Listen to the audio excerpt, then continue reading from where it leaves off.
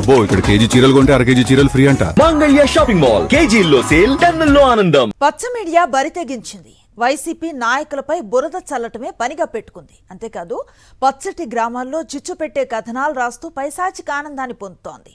గ్రామాల్లో విభేదాల వల్ల ఒక వ్యక్తి హత్యకు గురైతే దానికి నాయకులే కారణమంటూ కథనాలు వండి వార్చడంపై మృతుడి కుటుంబ సభ్యులు ఆగ్రహాన్ని వ్యక్తం చేస్తున్నారు. పల్నాడు జిల్లా మాచర్ల నియోజకవర్గం రెంటచింతల మండలం రెంటాలలో 2 రోజుల క్రితం వైసీపీ నాయకుడు చెన్నారెడ్డి హత్యకు గురయ్యారు. వైఎస్ఆర్సీపీ రాష్ట్ర యోజన విభాగంలో సంయుక్త కార్యదర్శిగా చెన్నారెడ్డి కొనసాగారు. చెన్నారెడ్డి తండ్రి భాస్కర్ రెడ్డి మాజీ జడ్పీటీసీ. మాచర్ల మాజీ ఎమ్మెల్యే పిన్నెల్లి రామకృష్ణారెడ్డికి చెన్నారెడ్డి తండ్రి భాస్కర్ రెడ్డి ప్రధాన అనుచరుడుగా కొనసాగుతున్నారు.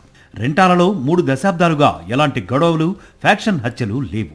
గ్రామం మొత్తం ఒకే మాటపై నడుస్తుంది. 2 రోజుల క్రితం చెన్నారెడ్డి గ్రామానికి బైకుపై వస్తూ ఉండగా కొంతమంది గుర్తు తెలియని వ్యక్తులు అతన్ని అత్యంత దారుణంగా, అమానవీయంగా హత్య చేశారు. ఈ ఘటన జిల్లా వ్యాప్తంగా సంచలనం సృష్టించింది. చెన్నారెడ్డి మృతదేహాన్ని పోస్టు మార్టం కోసం గురజాల ఆసుపత్రికి తరలించారు.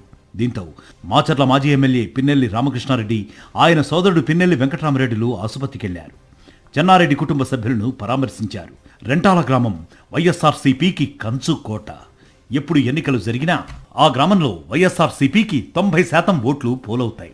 ఎప్పటినుంచో రెంటాలలో పాగా వేయాలని టీడీపీ ప్రయత్నిస్తున్నా ఫలితం లేకుండా పోయింది. సరిగ్గా అప్పటినుంచి రెంటాలపై పగ పెంచుకున్న టీడీపీ నాయకులు ఎలాగైనా వైఎస్ఆర్సీపీలో చిచ్చు పెట్టాలని చూస్తున్నారు.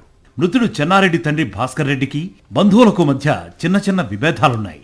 ఈ నేపథ్యంలోనే ఒకరిద్దరు బంధువులు దూరంగా ఉన్నారు. ఇదే నేపథ్యంలో చెన్నారెడ్డి హత్య జరిగింది. చెన్నారెడ్డి కుటుంబ సభ్యులను పిన్నెల్లి సోదరుడు పరామర్శించే సమయంలో చెన్నారెడ్డి మామ రంగారెడ్డి ఉద్రేకానికి గురయ్యారు. నిందితులకు తగిన శిక్ష పడేలా చర్యలు తీసుకోవాలని ఆవేదన వ్యక్తం చేశారు.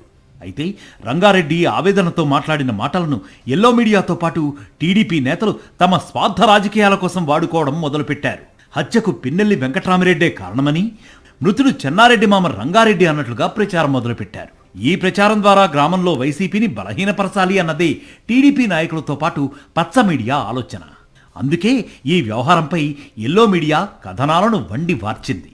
దీనిపై మృతుడు చెన్నారెడ్డి కుటుంబ సభ్యులు మండిపడుతున్నారు. మా తమ్ముడు హత్య గురించి పోస్ట్ మార్టం సమయంలో మేము గురజాల గవర్నమెంట్ హాస్పిటల్లో ఉన్న సందర్భంగా వైసీపీ నాయకులు రావడం జరిగింది.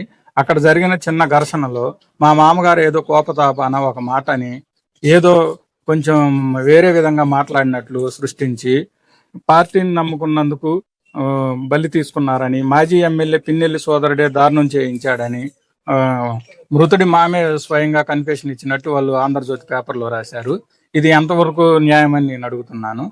చెట్టంత మనిషిని కోల్పోయి బాధలో ఉంటే yellow media, Telugu Desam party Pinnelli రామకృష్ణారెడ్డితో పాటు వెంకటరామిరెడ్డిపై విష ప్రచారం చేస్తున్నారని ఆగ్రహం వ్యక్తం చేశారు.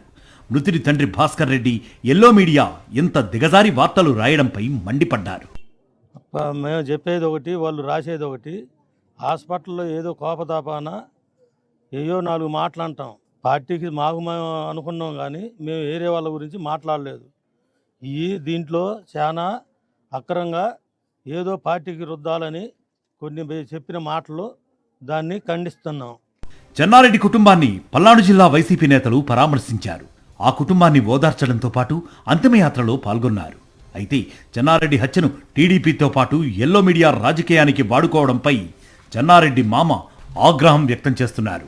అల్లుణ్ణి కోల్పోయి బాధలో ఉంటే టీడీపీ విష ప్రచారం చేయడమేంటని ప్రశ్నిస్తున్నారు. పిన్నెల్లి వెంకటరామరెడ్డి గారికి దీంట్లో ఎటువంటి సంబంధం లేదు. వాళ్ళు కావాలని ఈ పేపర్లో కల్పించి రాశారు. నేను చెప్పింది ఒకటి, వాళ్ళు రాసింది ఒకటి. ఈ పేపర్ వాళ్ళకి కొద్దిగా సిగ్గుసారం ఉండాలా. ఆ బాధ్యతలకు వాళ్ళకి ఎవరికైతే మా అల్లుని చంపినరో ఎంతమంది ఉంటే అంతమందికి ఉరిశిచ్చబడాలా. అప్పుడు దాకా నేను వదిలిపెట్టను.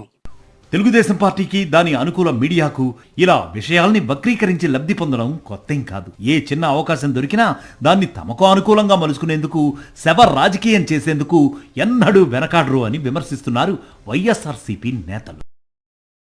మరిన్ని అప్డేట్స్ కోసం ఛానల్ ను సబ్స్క్రైబ్ చేయండి. నోటిఫికేషన్స్ కోసం బెల్ ఐకాన్ పై క్లిక్ చేయండి.